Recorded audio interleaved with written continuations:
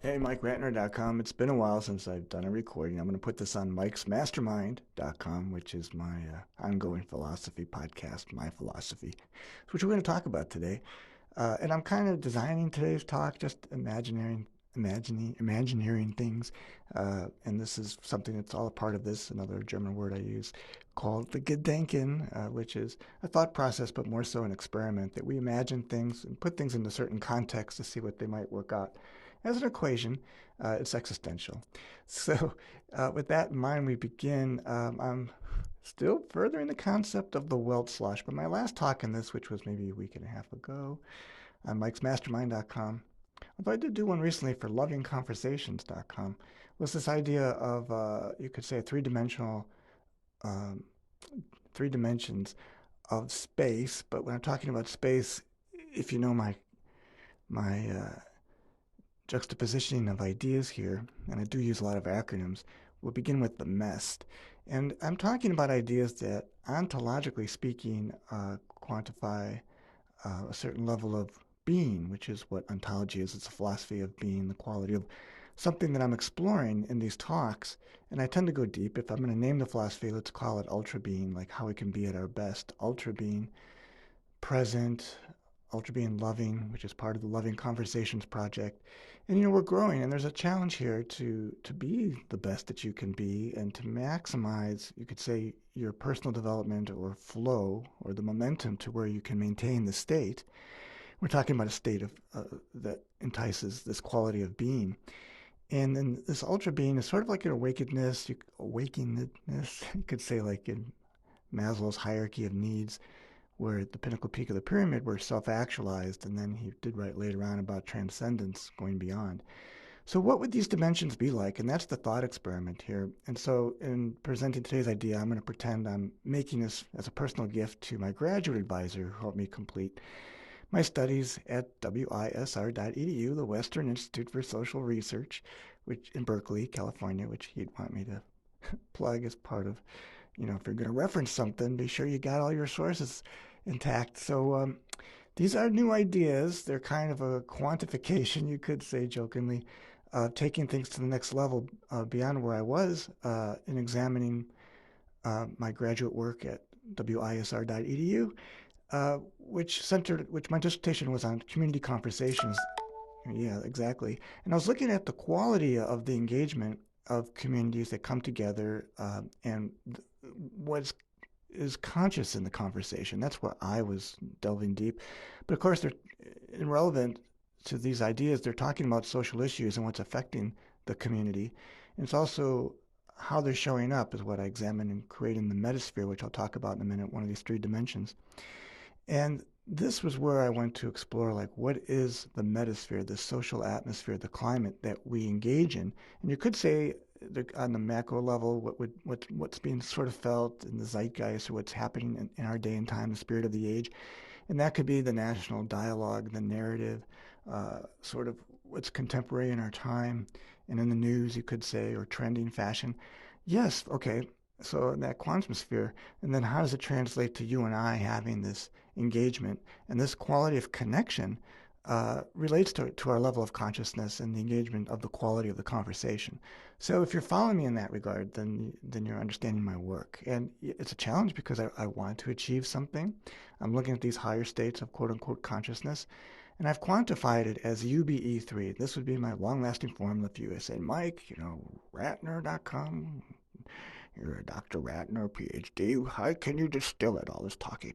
Well, I would just call the formula UBE3. So UBE3. So we can relate to UB as ultra being, and the E3 is being, ultra being, an excellent example of enlightenment as you're able to exemplify it in the way that you know it and can explore it. And in this dimension, this self-actualization occurs, and there's also transcendence of this I-go and the ego. So my latest writing has been about IGO, I-G-O, ISM.com to find it there. And I just decided to name the selfie of the mind. This is what we all do. It's whether you're talking about social philosophy or psychology or just, through the times of examining culture, we all identify ourselves through a projection in our mind, which we call ourselves. So it's the self imagining the self, and yet no one's ever named it. So I think it's relevant and important to do so because I think it, to me, is my measure of the next stage in this conscious leap. Because now we could develop perhaps ways to quantify community conversations and how we see ourselves and how we participate in the conversation through the projection of this image in mind that I'm calling the ego, as opposed to the ego. If you read that at igoism.com, I make the comparisons of the two to make that distinction. But ego to me really is just having a sense of like I'm thinking about myself or maybe you in my fantasy. And so having some awareness, I'm talking about I awareness, new kind of word, is having some awareness of my thoughts, my words, and the way I'm acting, how I'm actualizing things. So in the way that I'm showing up here is the measurement of how I'm being present. And this is the engagement once one is self-realized or in this transcendence mode, theoretically, it would be ultra being. One is perfectly present and they're empty. And they're really in this way, you could say, divining something. They're channeling something from source, whether it's heartfelt or the universe or just sort of, quantum mind physics, whatever it would be. It's just you're being present. And this is such a gift in this regard. And you could be lovingly present. This examination is the exploration of UBE3, ultra being, an excellent example of enlightenment as you know it to be. Gandhi's dictum was, you be the change. You be the change. And you can give that change to me. I'll give some back. So the idea that we also look at maximizing things, we could institute Einstein's, E equals mc squared, and just talk about UBE3. So how can we maximize this? And what is the quality of this experience? So we can look at this in phenomenological terms and look at things in the way that we experience. And if we can imagine in this Gedenken, which is a thought experience, what enlightenment is, we have an opportunity to then be a representative in this regard of you being the change and taking it to UBE3. And you can cube it and explore it. It's totally free. There's no restriction here. There obviously may be perhaps an obligation in this presentation of self to be the most that you can be, where you're present to the person, you're listening, you're in this regard.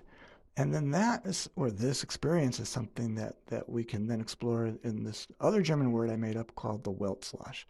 So let's get into it. And these are the three dimensions. And if you're new to this work, you can go to mikesmastermind.com, but you can get a sampling of my ideas at grandtourideas.com. Really simple domain name, grandtourideas.com. And it's an inkling, a sampling of these, because I have different ideas. Some do fit together. Some are kind of unique in the regard that I'm presenting them. But yet, to me, they're interesting. I needed to create a little bit of a repository, and then there'll be some other links to some things that are more dense, condensed, and I'm still exploring and writing about these things. So hopefully it's something that engages you and it's fun to meet in this realm.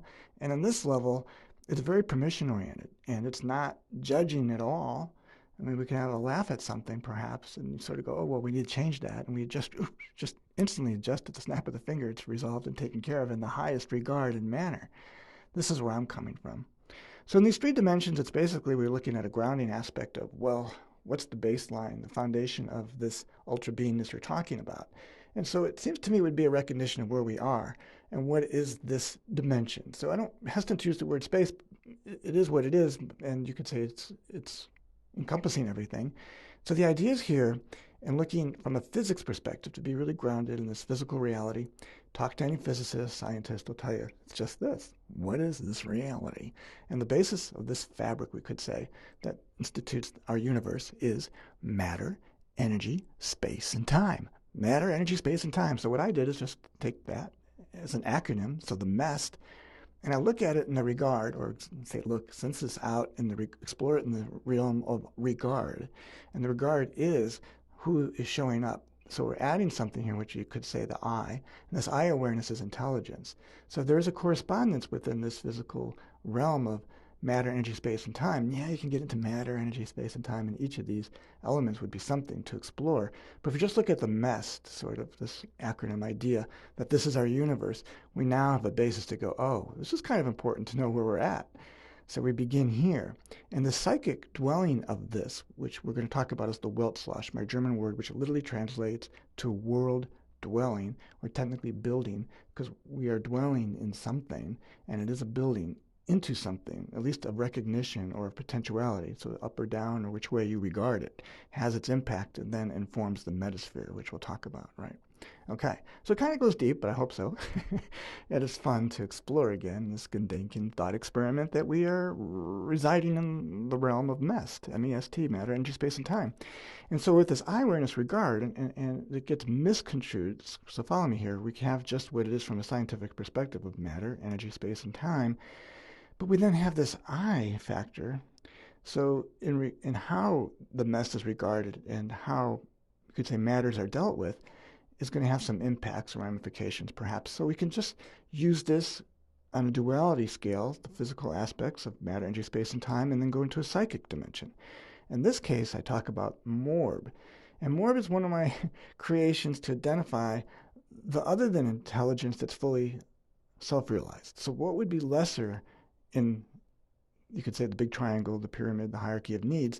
Well, it's a little bit more of a struggle for this search for this identity or this I-awareness that then frees one from restraints or the impractical aspects that sort of prevent one from a full self-realization in this potential realm.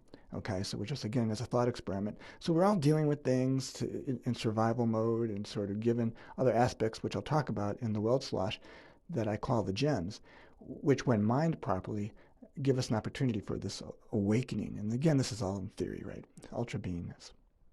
What's the potential here?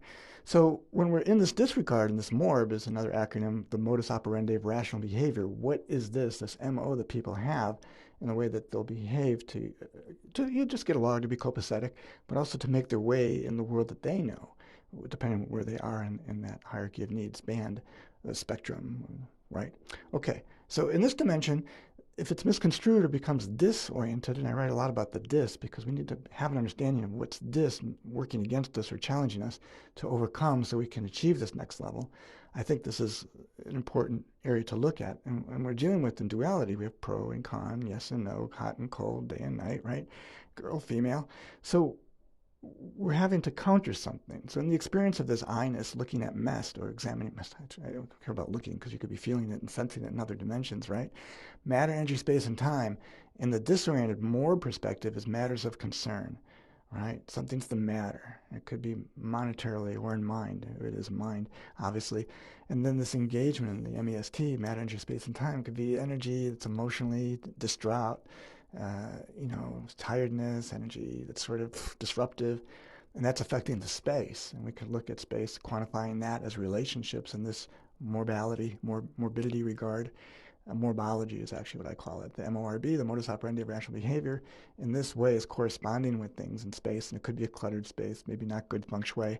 But it's also representing quality of the relationship and how we engage in things around us, we organize, or things, are we in a good space?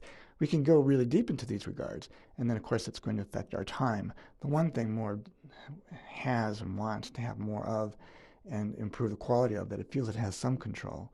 And whether it's time well spent, if it is spent and gone, or if it's invested, that comes to a fruition of something that's deeper, experienced, and enriched, so you have a really great time and an informed time, something where we all as can enjoy as a company and a collective. We could call this a community conversation. And in this regard, this is something that's deeply explored.